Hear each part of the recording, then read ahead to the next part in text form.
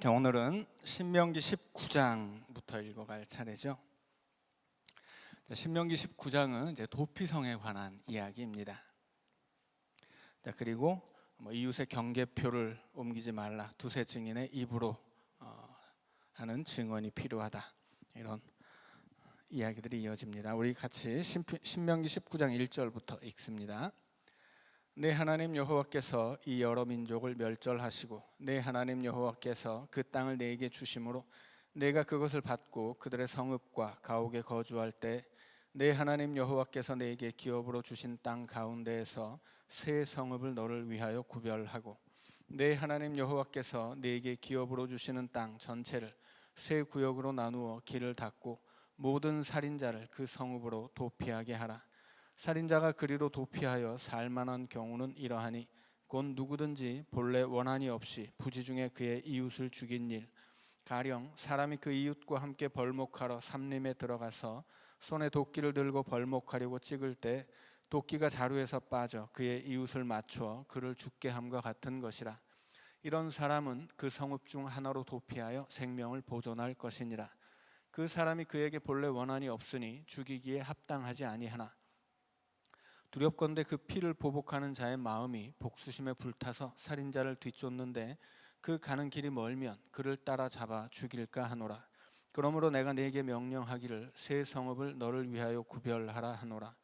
네 하나님 여호와께서 네 조상들에게 맹세하신 대로 네 지경을 넓혀 네 조상들에게 주리라고 말씀하신 땅을 다 네게 주실 때 또 너희가 오늘 내가 너희에게 명하는 이 모든 명령을 지켜 행하여 내 하나님 여호와를 사랑하고 항상 그의 길로 행할 때에는 이 셋 외에 새 성읍을 더하여 내 하나님 여호와께서 내게 기업으로 주시는 땅에서 무죄한 피를 흘리지 말라. 이같이 하면 그의 피가 내게로 돌아가지 아니하리라. 그러나 만일 어떤 사람이 그의 이웃을 미워하여 엎드려 그를 기다리다가 일어나 상처를 입혀 죽게 하고 이 한 성읍으로 도피하면 그 본 성읍 장로들이 사람을 보내어 그를 거기서 잡아다가 복수자의 손에 넘겨 죽이게 할 것이라. 내 눈이 그를 긍휼히 여기지 말고 무죄한 피를 흘린 죄를 이스라엘에서 제하라. 그리하면 내게 복이 있으리라.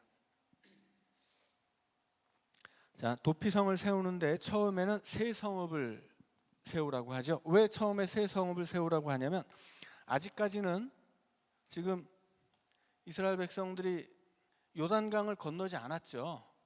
요단강 앞에서 있단 말이에요. 그리고 요단강 앞에서 이 북쪽의 땅을 지금 이스라엘 백성들이 차지했고 넘어가서 가나안 땅을 이제 차지할 계획인 시점이죠. 그래서 아직은 요단강을 건너가지 않았고 요단강 동편의 땅을 차지했기 때문에 요단강 동편의 땅에 도피성을 3개를 만들려고 하는 겁니다.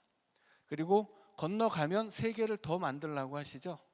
그래서 이스라엘 전체에서 도피성이 6개가 있는데 6개를 세우는 이유는 분명해요.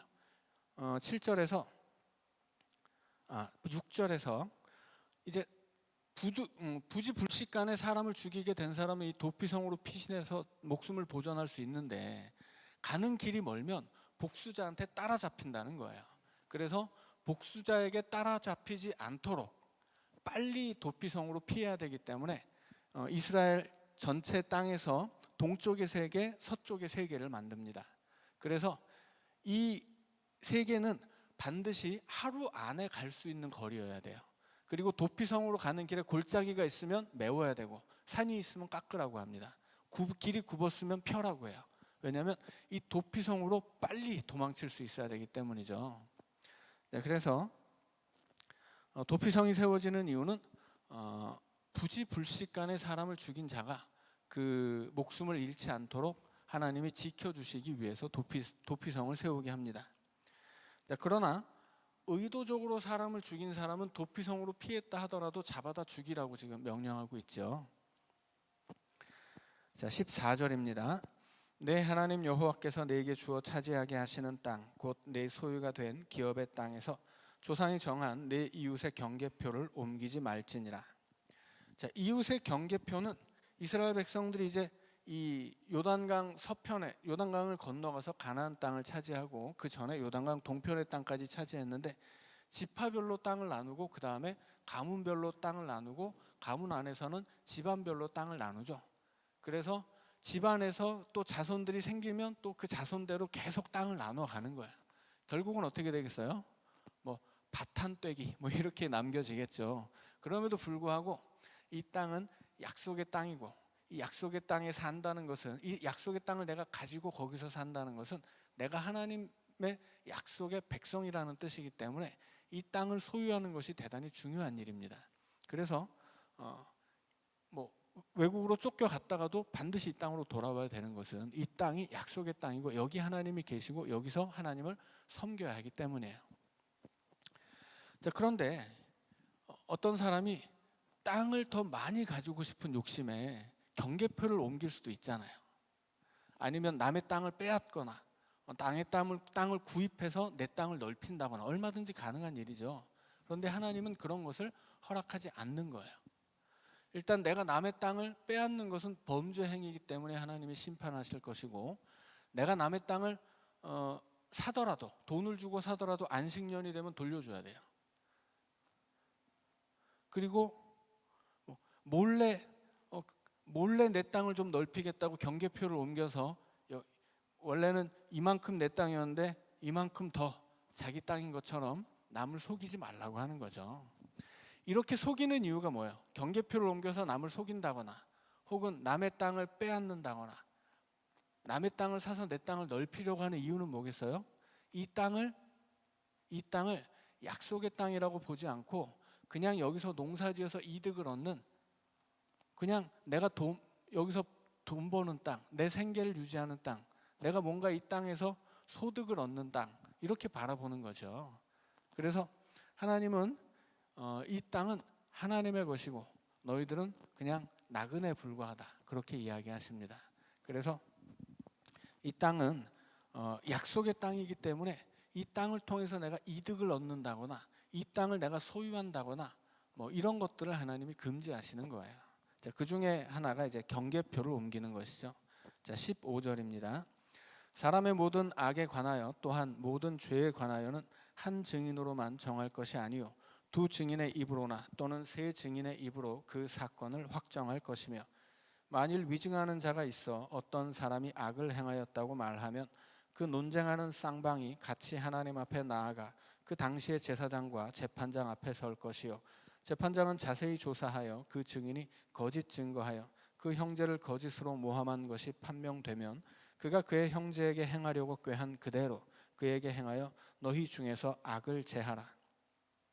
그리하면 그 남은 자들이 듣고 두려워하여 다시는 그런 악을 너희 중에서 행하지 아니하리라. 내 눈이 긍휼히 여기지 말라. 생명에는 생명으로, 눈에는 눈으로, 이에는 이로, 손에는 손으로, 발에는 발로이니라. 자, 형벌의 원리가 두 개죠. 첫째는 인과응보, 둘째는 동해복수입니다. 자, 그리고 이 형벌의 목적은 뭐예요? 첫 번째는 범죄 제거, 그리고 두 번째는 범죄 예방입니다. 그래서 형제에게 뭔가 이렇게 범죄하려고 꾀한 것이 있으면 그 사람에게 그대로 돌려주라고 하는 거죠. 자, 그런데 여기서 이제 내 눈이 긍휼히 여기지 말라라는 구절이 있습니다. 이 구절은 잘 기억해 두셔야 돼요. 그러니까 내 눈이 긍휼히 여기지 말라라는 이야기가 나오면 그 얘기는 무조건 동해복수법의 이야기입니다. 자, 그래서 앞에서도 한번 나왔죠. 13절에 내 눈이 그를 긍휼히 여기지 말고 무죄한 피를 흘린 죄를 이스라엘에서 제하라. 그러니까 무죄한 피를 흘리면 그 죄를 이스라엘에서 제하는 법이 뭐예요? 그도 죽이는 거죠. 남을 죽이면 자기도 죽어야 돼요. 그게 동해복수법이죠. 탈리온법이라고도 합니다. 그래서 내 눈이 그를 긍휼히 여기지 말라, 이 얘기만 나오면 이것은 동해복수법을 이야기하는 것이구나. 동해복수법의 원리는 인과응보이고 그 목적은 범죄의 제거와 예방에 있다라고 알고 계시면 되겠습니다. 자, 20장입니다. 20장은 적군과 싸우려 할 때 전쟁이 벌어지기 전에 이러한 일을 해라 라고 하는 내용인데, 자, 이것이 과연 전쟁에 앞서 할 만한 일인지 아닌지를 한번 생각하시면서 같이 읽도록 하겠습니다. 20장 1절입니다. 내가 나가서 적군과 싸우려 할 때 말과 병거와 백성이 너보다 많음을 볼지라도 그들을 두려워하지 말라. 애굽 땅에서 너를 인도하여 내신 네 하나님 여호와께서 너와 함께 하시느니라. 너희가 싸울 곳에 가까이 가면 제사장은 백성에게 나아가서 고하여 그들에게 말하여 이르기를 이스라엘아 들으라. 너희가 오늘 너희의 대적과 싸우려고 나와왔으니 마음에 겁내지 말며 두려워하지 말며 떨지 말며 그들로 말미암아 놀라지 말라.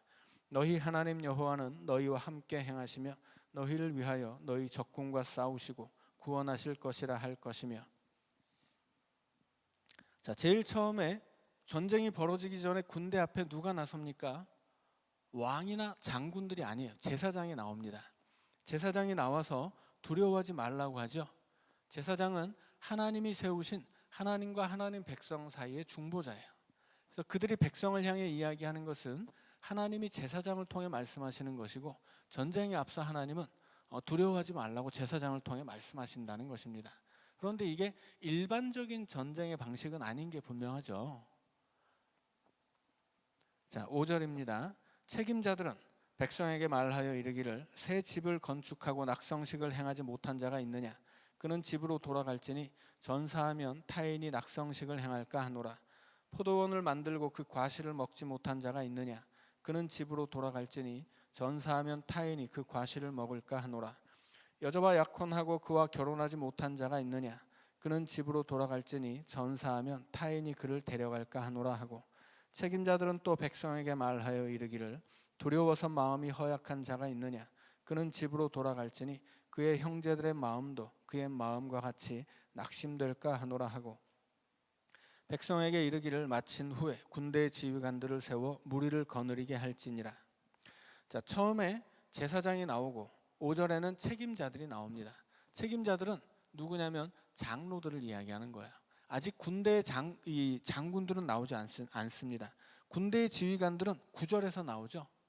제사장들이 먼저 두려워하지 말라 이야기한 다음에 백성의 장로들이 나와서, 자, 너희들 중에 새로 집을 지었는데 낙성식하지 않은 사람, 새로 밭을 만들었는데 열매를 얻지 못한 사람, 결혼했는데 약혼은 했지만 결혼하지 못한 사람, 뭐 두려워 마음이 허약한 사람 다 가, 이렇게 말한다는 거예요. 다 가면 어떻게 되겠습니까? 우리가 사사기에서 기드온의 사건에서 알 수 있죠. 32,000명이 모였는데 가라고 했더니 어떻게 됐습니까? 절반 이상이 가버리죠. 두려운 사람. 그런데 거기다가 집을 짓고 낙성식 행하지 못한 사람, 포도원 세웠는데 열매를 얻지 못한 사람, 아직 약혼했는데 결혼하지 못한 사람, 온갖 핑계를 다 만들어주고 빠지라고 하면 남을 사람이 없어요. 자, 그런데 그렇게 제사장과 책임자들이 다 돌려보낸 다음에 장군들이 나와서 남은 사람만 데리고 전쟁을 하라라고 이야기하는 것입니다. 자, 그 다음에 이제 실제로 전쟁을 하러 가서 또 하는 일들이 10절 이하의 이야기입니다. 10절입니다. 내가 어떤 성읍으로 나아가서 치려할 때에는 그 성읍에 먼저 화평을 선언하라. 그 성읍이 만일 화평하기로 화답하고 너를 향하여 성문을 열거든 그 모든 주민들에게 네게 조공을 바치고 너를 섬기게 할 것이요, 만일 너와 화평하기를 거부하고 너를 대적하여 싸우려 하거든 너는 그 성읍을 애워쌀 것이며, 내 하나님 여호와께서 그 성읍을 내 손에 넘기시거든 너는 칼날로 그 안에 남자를 다 쳐 죽이고 너는 오직 여자들과 유아들과 가축들과 성읍 가운데에 있는 모든 것을 너를 위하여 탈취물로 삼을 것이며, 너는 내 하나님 여호와께서 내게 주신 적군에게서 빼앗은 것을 먹을지니라. 내가 내게서 멀리 떠난 성읍들 곧 이 민족들에게 속하지 아니한 성읍들에게는 이같이 행하려니와, 오직 내 하나님 여호와께서 내게 기업으로 주시는 이 민족들의 성읍에서는 호흡 있는 자를 하나도 살리지 말지니, 곧 헷 족속과 아모리 족속과 가나안 족속과 브리스 족속과 히위 족속과 여부스 족속을 내가 진멸하되 내 하나님 여호와께서 내게 명령하신 대로 하라. 이는 그들이 그 신들에게 행하는 모든 가증한 일을 너희에게 가르쳐 본받게 하여 너희가 너희의 하나님 여호와께 범죄하게 할까 함이니라. 너희가 어떤 성읍을 오랫동안 애워싸고 그 성읍을 쳐서 점령하려 할 때에도 도끼를 둘러 그곳에 나무를 찍어내지 말라. 이는 너희가 먹을 것이 될 것임이니 찍지 말라. 들의 수목이 사람이냐?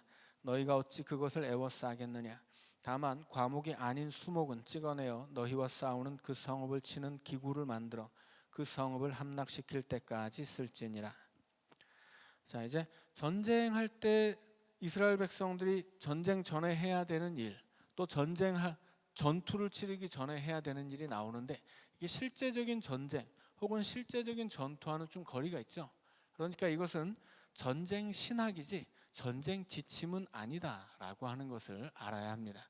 그래서 우리가 헤렘을 배울 때도 이것이 전쟁에 관련된 신학과 신앙이지 실제 그런 식의 전쟁이 치러진 기록은 없다라고 말씀을 드렸어요. 그러니까 성경 안에서는 몇 번 이 하나님이 명령하신 대로 헤렘이 진행되는 사건들이 있지만 성경 안에서조차 모든 그 전쟁들이 하나님이 말씀하신 방식으로 치러지는 것은 아니에요. 그러니까는 전쟁을 치르는 원칙이 있고 전쟁을 치르는 전쟁의 실제 전쟁이 있는데, 실제 전쟁의 원칙을 지킬 때도 있지만 이것이 지켜지지 않을 때도 있다라고 하는 거예요. 그러면 지켜지지 않으면 이거 뭐 하나님 앞에 죄를 짓는 것이냐? 그렇게 볼 수는 없어요. 왜냐하면 우리가 레위기에서부터 율법을 쭉 배워가고 있는데 율법은 항상 탄력적으로 적용됩니다. 그래서 서원을 했지만 부인이 서원했는데 남편이 허락하지 않으면 어떻게 돼요? 없던 것으로 하는 거예요. 자식을 바치겠다고 했지만 잡아서 바치는 게 아니죠. 돈으로 대신 바치죠. 이 율법에는 예외 조항들이 있고 탄력적으로 적용돼서 율법의 조항 하나하나가 이 자체로 거룩한 것이 아니라고 하는 거예요. 그것을 우리가 분명히 알아야 돼요. 이 율법의 조항 하나하나를 반드시 지켜야 하는 거룩한 항목으로 생각하면 그것이 바로 율법주의가 됩니다. 율법이라고 하는 것은 이것을 주신 하나님의 뜻이 중요한 것이고 그것을 받들어야 하는 것이지, 조항 하나를 어겼다고 해서 죄인이 되고 하나님이 뭐 처벌하고 그런 게 아니에요. 다윗은 자기 부하들과 더불어 이 제사장만 먹는 진설병을 다 먹고서도 하나님의 벌을 받지는 않죠. 왜 그래요? 하나님이 법을 주실 때는 그 법을 주시는 뜻이 중요한 것이지 조항이 중요한 게 아니기 때문이에요. 그러니까 전쟁을 할 때 원칙적으로 전쟁은 이렇게 해야 된다라고 말씀하시지만 이것은 원칙이에요. 전쟁에 관련된 하나님의 뜻입니다. 전쟁에 앞서 이것은 철저히 하나님을 의지하라는 것이에요. 철저히 하나님을 의지해서 조금도 두려워하지 말고, 그렇게 하나님을 의지하지 못하는 자, 하나님이 우리에게 승리를 주신다고 믿지 못하는 자는 빠져라. 전쟁은 하나님의 것이니 하나님이 도우실 것이고 하나님을 믿는 자만 전쟁에 참여해라. 이것이 전쟁의 원칙인 거예요. 적들을 만날 때도 적들이 용서를 구하면 용서해라. 이게 전쟁의 원칙인 거죠. 그런데 현실은 어때요? 현실은 그렇지 않을 수도 있죠. 자, 그렇기 때문에 전쟁의 신학과 전쟁의 실제를 구별할 수 있어야 돼요. 그리고 전쟁에 관해 주어진 율법이 반드시 지켜져야 된다고 생각하시면 안 돼요. 이것은 전쟁뿐 아니라 다른 율법도 마찬가지예요. 율법의 조항에 매여서 안식일을 지켜라 하나님 분명히 말씀하시죠. 근데 예수님 시대에 예수님이 안식일을 지키지 않잖아요. 예수님을 죽여요? 아니에요. 이미 율법의 조항을 어기는 것 그 자체로 그 율법대로 처벌하지 않았다는 거예요. 그 율법주의가 이스라엘을 완전히 휘어잡고 있는 그때에도 사람들이 예수님한테 너 왜 안식일 율법을 어기냐고 비판하고 비난은 하지만 어겼다고 죽이진 못했어요. 그러니까는 이 율법이 율법 그대로 지켜지지 않았다고 하는 걸 우리는 분명히 알아야 합니다. 그것은 이 율법 자체가 탄력적이었기 때문이에요. 그리고 율법과 이 율법이 지켜야 될 생활관에 있었던 그 괴리, 이것을 율법주의자들조차 인정했다는 것이죠. 그래서 이 율법의 조항에 매일수록 율법주의가 되는 것이고, 율법에서 중요한 것은 이 율법을 주신 하나님의 뜻이에요. 그러니까는 우리가 여기서 보아야 할 것은 하나님이 전쟁에 앞서서 우리에게 어떤 마음가짐과 어떤 믿음의 자세를 요구하느냐, 이것을 보아야 하는 것이지 율법 조항을 보아서는 안 된다 하는 것입니다. 그리고 이 전쟁에 관한 조항들은 오늘 우리의 삶에도 그대로 적용되는 거예요. 우리가 이 전쟁 같은 세상을 살 때 우리가 이런 마음으로, 믿음으로 살아야 한다는 것입니다. 자, 21장입니다. 내 하나님 여호와께서 내게 주어 차지하게 하신 땅에서 피살된 시체가 들에 엎드러진 것을 발견하고 그 쳐 죽인 자가 누구인지 알지 못하거든 너희의 장로들과 재판장들은 나가서 그 피살된 곳에 사방에 있는 성읍의 원근을 잴 것이요 그 피살된 곳에서 제일 가까운 성읍의 장로들이 그 성읍에서 아직 부리지 아니하고 멍에를 매지 아니한 암송아지를 취하여 그 성읍의 장로들이 물이 항상 흐르고 갈지도 않고 씨를 뿌린 일도 없는 골짜기로 그 송아지를 끌고 가서 그 골짜기에서 그 송아지의 목을 꺾을 것이요 레위 자손 제사장들도 그리로 갈지니 그들은 내 하나님 여호와께서 택하사 자기를 섬기게 하시며 또 여호와의 이름으로 축복하게 하신 자라 모든 소송과 모든 투쟁이 그들의 말대로 판결될 것이니라. 그 피살된 곳에서 제일 가까운 성읍의 모든 장로들은 그 골짜기에서 목을 꺾은 암송아지 위에 손을 씻으며 말하기를 우리의 손이 이 피를 흘리지 아니하였고 우리의 눈이 이것을 보지도 못하였나이다. 여호와께서 주께서 속량하신 주의 백성 이스라엘을 사하시고 무죄한 피를 주의 백성 이스라엘 중에 머물러 두지 마옵소서 하면 그 피 흘린 죄가 사함을 받으리니 너는 이와 같이 여호와께서 보시기에 정직한 일을 행하여 무죄한 자의 피 흘린 죄를 너희 중에서 제할지니라. 어떤 사람이 이제 이스라엘 백성들이 지금 요단강 동편에 있고 이제 요단강 건너가야 될 텐데 이 요단강 건너가서 이 땅을 차지한 다음에 너희들이 이 땅에 다 흩어져 살 텐데 어느 날 갑자기 변사체가 발견될 때가 있다. 그러면 그 인근에 여기서 변사체가 딱 발견되었다. 그러면 그 인근 성읍들의 거리를 재어라. 그래서 가장 가까이 있는 성읍의 장로들과 레위 제사장들은 다 출동해라. 그런 거예요. 그래서 이 변사체가 누구 손에 죽은 시체인지를 모르잖아요. 자, 그래서 범인을 찾을 수 없더라도 여기서 누군가가 이렇게 무고하게 죽어 있다는 사실 자체가 하나님 앞에서 범죄라고 하는 거예요. 그러니까 이 하나님의 백성들이 약속의 땅에 들어가서 생명을 얼마나 귀하게 여기며 살아야 하는지를 지금 알려주는 것입니다. 그러면 여기서 변사체가 발견되면 네 손으로 네가 죽인 건 아니어도 네가 사는 인 근처에서 누가 무지하게 죽은 것조차도 너의 죄다. 그렇게 이야기하는 거예요. 그 죄를 씻으려면 송아지를 가져다가 한 번도 밭을 갈지 않은 골짜기에서 그 송아지 목을 꺾어서 그 송아지 위에 너희들 안수하고 우리 손으로 이 사람 죽인 것이 아니다라고 하는 것을 천명해라. 그러면 용서해 주겠다. 네가 살고 있는 근처에서 누군가 죽었다는 이 범죄 사실을 하나님이 용서해 주겠다. 그렇게 하는 거예요. 말씀하시는 겁니다. 그러니까는 지금 내가 누군가를 죽이면 어떻게 됩니까? 나도 반드시 죽어야 돼요. 그런데 심지어 내가 죽인 것도 아니고 누가 죽인지 몰라도 누군가 죽어 있으면 그 범죄 사실에 대해서도 모르는 사람일지라도 그 주변 사람들이 책임을 져야 돼요. 그러니까 하나님이 이 하나님 백성들이 얼마나 그 생명을 귀하게 여기고 이 생명을 소중히 여겨야 하는지를 지금 이런 사건들을 통해서 조항들을 통해 알려주는 것입니다. 자, 10절 말씀입니다. 내가 나가서 적군과 싸울 때 내 하나님 여호와께서 그들을 내 손에 넘기심으로 내가 그들을 사로잡은 후에 내가 만일 그 포로 중에 아리따운 여자를 보고 그에게 연연하여 아내를 삼고자 하거든 그를 내 집으로 데려갈 것이요 그는 그 머리를 밀고 손톱을 베고 또 포로의 의복을 벗고 내 집에 살며 그 부모를 위하여 한 달 동안 애곡한 후에 내가 그에게로 들어가서 그의 남편이 되고 그는 내 아내가 될 것이요 그 후에 내가 그를 기뻐하지 아니하거든 그의 마음대로 가게 하고 결코 돈을 받고 팔지 말지라 내가 그를 욕보였은즉 종으로 여기지 말지니라.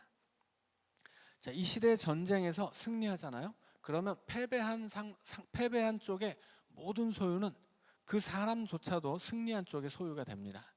그래서 고대의 전쟁은 기본적으로 전멸전이에요. 지면 전멸당하는 거예요. 그러니까 다 죽지 않아도 어떻게 됩니까? 다 빼앗기고 노예가 되는 거예요. 그러니까 뭐 죽는 것과 진배 없이 됩니다. 그래서 고대의 전쟁은 정말 잔인한 거예요. 그런데 하나님은 포로로 잡은 사람이라면 이것은 내 소유가 되는 거거든요. 그런데 그렇게 여기지 말라고 하는 거예요. 자, 그래서 전쟁 포로를 내가 잡아서 종으로 삼더라도 종으로 잡았기 때문에, 노예가 되었기 때문에 짐승 취급하면 안 된다. 다 사람이다. 그 얘기를 하시는 겁니다. 그래서 아리따운 여자를 보고 연연하여, 자, 전쟁 포로와 결혼할 때 그 조건이 뭐예요? 연연하는 거예요. 무슨 얘기냐면 사랑해야 한다는 얘기예요. 전쟁 포로라고 잡았다고 해서 성적인 놀이개로 삼거나 혹은 그냥 마음대로 취했다 버리는 짐승처럼 생각해서는 안 된다고 하는 거예요. 그래서 전쟁 포로를 잡았더라도 그 여인과 결혼하려면 그 여인을 사랑해야 한다라고 이야기하는 거예요. 연연한다는 것은. 그래서 사랑하면 아내를 삼으라 하는 거죠. 그냥 하룻밤 취했다 버리는 식으로 사람을 대해서는 안 된다라고 하는 거예요. 그것이 전쟁 포로라고 할지라도. 그래서 그 전쟁 포로 여인을 사랑하게 돼서 아내로 삼고 싶거든 머리를 밀고 손톱을 베고 포로의 의복을 벗기고 그의 부모를 위해서 한 달 동안 애곡하게 하라는 건 뭐냐면 그 여자의 모든 과거를 다 씻어주라는 거예요. 이제 이 여인은 너의 아내가 됨으로써 이 하나 이스라엘 백성이 된다는 뜻이에요. 그래서 머리를 밀고 손톱을 깎고 그리고 의복을 갈아입고 새 사람이 된다는 뜻입니다. 그리고 부모를 위해 곡을 한다는 건 뭐예요? 부모랑 절연한다는 거예요. 그러니까 이 사람은 더 이상은 이방인의 딸이 아니라는 뜻입니다. 자, 그래서 만약에 이스라엘 백성들이 전쟁 포로를 아내로 삼는다면 그는 명확히 이스라엘 사람의 아내가 되는 것이고 이스라엘 백성이 되는 거예요. 더 이상은 전쟁 포로가 아니고 만약에 나중에 그 여자가 싫어졌다고 할지라도 다시 포로를 삼는다거나 혹은 뭐 종처럼 판다거나 이런 것은 일절 안 된다라고 말씀하고 있습니다. 자, 15절입니다. 어떤 사람이 두 아내를 두었는데 하나는 사랑을 받고 하나는 미움을 받다가 그 사랑을 받는 자와 미움을 받는 자가 둘 다 아들을 낳았다 하자. 그 미움을 받는 자의 아들이 장자이면 자기의 소유를 그의 아들들에게 기업으로 나누는 날에 그 사랑을 받는 자의 아들을 장자로 삼아 참 장자 곧 미움을 받는 자의 아들보다 앞세우지 말고 반드시 그 미움을 받는 자의 아들을 장자로 인정하여 자기의 소유에서 그에게는 두 몫을 줄 것이니 그는 자기의 기력의 시작이라 장자의 권리가 그에게 있음이니라. 자, 창세기에서 야곱에게 12아들이 있습니다.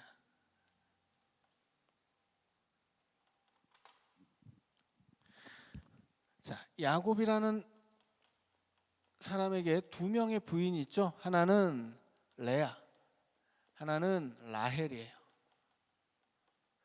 라헬은 엄청나게 미인이라고 말씀드렸죠. 라헬이 아름답다고 한 단어는 에스더를 아름답다고 했다는 단어와 똑같아요. 에스더 어떤 사람이에요? 미스 유니버스 출신이에요. 세계 미인 대회를 거쳐서 왕비로 뽑힌 사람이 에스더죠. 엄청나게 아름답습니다. 그래서 라헬은 미스 유니버스급 미인이에요.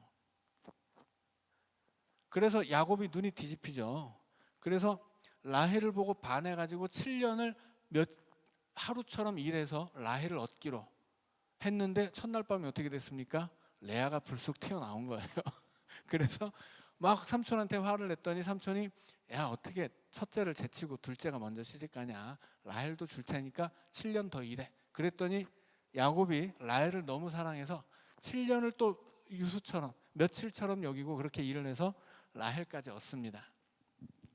근데 라헬이 성격이 아주 독특한 여인이라고 말씀드렸죠. 하여튼 예쁜 여자들은 꼭 이 예쁜 값을 한다고 하죠. 라헬이 막 성질이 너무 괴팍하고 막 그 야곱을 협박하죠. 나로 하여금 아들을 낳지 못하게 하면 내가 죽어버리겠다 막 협박을 하기도 하고 자기 아버지 집에서 도망칠 때 아버지 드라빔을 훔쳐왔던 우상 숭배하던 여인이 또 라헬이기도 하죠. 둘째 베냐민을 낳을 때는 베냐민 때문에 자기가 죽게 됐으니까 아들을 막 저주하고 이 저주받을 놈 이렇게 이름을 짓죠. 그러니까 라헬이 굉장히 별로 좋지 못해요. 결국 라헬은 고향으로 돌아가는 길에 길가에서 베냐민을 낳다가 죽는데 버려져요. 그냥 길에 버리고 갑니다. 그리고 야곱이 마지막에 유언으로 남긴 말은 내 아내 레아와 함께 묻히고 싶다예요. 결국은 이 젊어서는 못생겼다고 구박받았던 레아가 이제 끝내 야곱이 사랑한 여인으로 남고 미모는 출중했지만 우상을 섬기고 성격도 독특했던 이 라헬은 버림받게 되죠. 그런데 라헬이 죽기 전에 그렇게 그럼에도 불구하고 이 라헬이 남긴 소생이 많이 사랑을 받아요. 지금 레아는 10명의 아들을 낳죠. 라헬은 2명의 아들을 낳습니다. 그 요셉과 베냐민이에요. 자, 그런데 야곱이 이 요셉을 특별 취급하죠. 그래서 요셉에게 채색 옷을 입혀요. 채색 옷은 뭐냐면 이 옷의 팔에다가 술을 덧댄 옷이에요.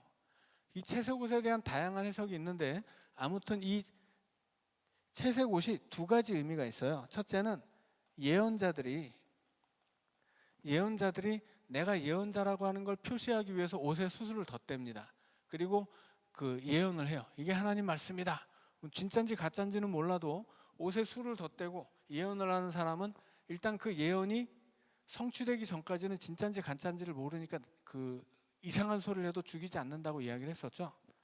예언자들이 자기가 예언자라는 표가 이 채색 옷에 덧댄 술이에요. 그리고 장자에게 주어지는 장자의 의복이라는 뜻이기도 해요. 장자에게는 그 장자의 권위를 인정하는 옷을 주는데 그것이 이 옷에다가 천을 덧대게 하는 거예요. 그것을 채색 옷이라고 말한 것입니다. 근데 요셉 같은 경우는 둘 다 해당이 되죠. 요셉은 예언자처럼 하나님이 사명을 주시고 애굽으로 보낸 사람이에요. 그리고 요셉은 예언자처럼 형들의 죄악을 막 고발하죠. 자, 그리고 이 채색 옷에는 또 장자라는 의미가 있어요. 왜 형들이 요셉을 미워합니까? 야곱이 요셉을 장자 취급을 했기 때문이에요. 지금 여기서 신명기가 말하고 있는 것이 이거예요. 한 남자에게 부인이 둘이 있는데 하나는 미워하고 하나는 예뻐해요. 근데 자기의 기업을 나누는 날, 이제 이 사람 죽을 때가 돼서 기업을 나눠주는 날에 법대로 해야 된다는 얘기예요. 법대로 장자는 누구예요? 르우벤이에요. 르우벤이었는데 르우벤에게 장자권을 줘야 되는데 야곱이 르우벤이 이 범죄를 저지르기도 전부터 요셉만 특별 취급을 한 거예요. 그래서 요셉에게 장자의 옷을 입혀 놓으니까 다른 형제들이 어떻게 생각합니까? 쟤는 11번째 동생인데 왜 쟤가 장자야? 화가 날 수밖에 없는 거죠. 그래서 죽일 수밖에 없는 거예요. 여기 본문에서 이야기하는 게 그 얘기예요. 장자의 권리는 생득적인 거예요. 태어나면서 얻는 것입니다. 다만 르우벤은 이 장자의 권리를 잃게 되죠. 왜 잃게 돼요? 살인자이기 때문에 그래요. 한 마을을 몰살시킨 살인자예요. 레위와 함께. 그래서 이 장자권을 빼앗기죠. 자, 그래서 오늘 우리가 함께 읽은 이 장자의 상속권에 관한 이야기는 한 사람이 뭐 이렇게 2 부인이 있는데 예뻐하는 여인이 있더라도 이 예뻐하는 부인의 아들에게 장자에게 장자권을 주어서는 안 된다. 미워하는 사람의 장자라도 법대로 해야 된다라고 하는 얘기를 하는 겁니다. 그래서 이제 창세기에서 왜 요셉이 이렇게 형들이 이렇게 요셉을 죽이려고 했었는가? 결국 그것은 야곱이 이 장자권을 요셉에게 줄 생각으로 이 라헬의 장자인 요셉에게 이 장자권을 주려는 잘못된 행동을 했기 때문에 그런 결과가 있었다 하는 것입니다. 자, 18절입니다. 자, 사람에게 완악하고 패역한 아들이 있어 그의 아버지의 말이나 그 어머니의 말을 순종하지 아니하고 부모가 징계하여도 순종하지 아니하거든 그의 부모가 그를 끌고 성문에 이르러 그 성읍 장로들에게 나아가서 그 성읍 장로들에게 말하기를 우리의 이 자식은 완악하고 패역하여 우리 말을 듣지 아니하고 방탕하며 술에 잠긴 자라 하면 그 성읍의 모든 사람들이 그를 돌로 쳐 죽일지니 이같이 내가 너희 중에서 악을 제하라. 그리하면 온 이스라엘이 듣고 두려워하리라. 사람이 만일 죽을 죄를 범함으로 내가 그를 죽여 나무 위에 달거든 그 시체를 나무 위에 밤새도록 두지 말고 그날에 장사하여 내 하나님 여호와께서 내게 기업으로 주시는 땅을 더럽히지 말라. 나무에 달린 자는 하나님께 저주를 받았음이니라. 자, 여기까지 읽고 3분 쉬었다가 22장부터 다시 읽어가도록 하겠습니다.